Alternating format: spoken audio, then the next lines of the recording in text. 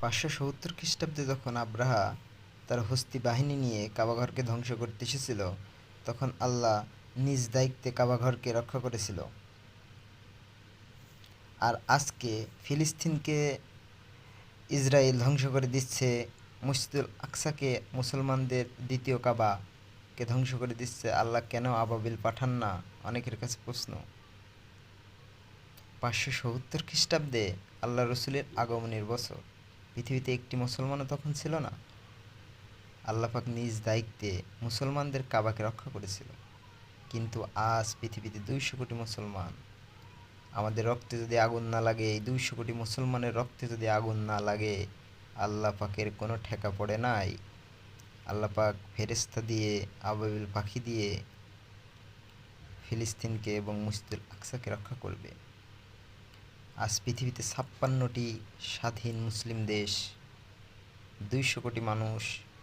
আমাদের পারমাণবিক শক্তি আছে, আমরা সামরিক শক্তি, তাই জন্য তো আজ আমাদের গায়ে রক্ত লাগে না। আল্লাহ পাকের কোনো ঠেকা পড়ে নাই ভাই, এটাই বাস্তব। হ্যাঁ, আল্লাহ পাক তখন সাহায্য করবে যখন আমরা এগিয়ে যাব। তখন আল্লাহ পাক ফেরেশতা দিয়ে, আবাবিল দিয়ে আমাদেরকে সাহায্য করবেন, অন্যথায় করবেন না। আজ ইসরায়েলে মোট ইহুদির সংখ্যা মাত্র 73 লক্ষ, যেখানে আমাদের বাংলাদেশে আমরা মুসলমান বাস করি 18 কোটির উপরে।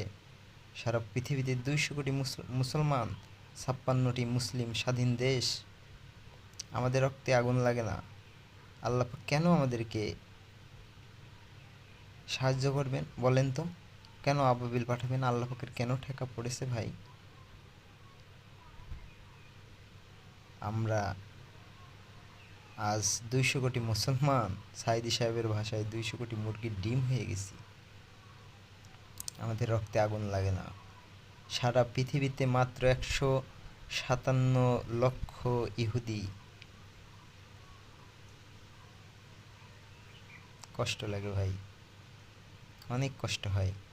আমরা ফেসবুকে স্ট্যাটাস দিই, আল্লাহ পাক আবাবিল পাখি পাঠান, ফেরেশতা পাঠান, আমরা স্যাড রিয়াক্ট দিই, এতে কোনো লাভ নেই।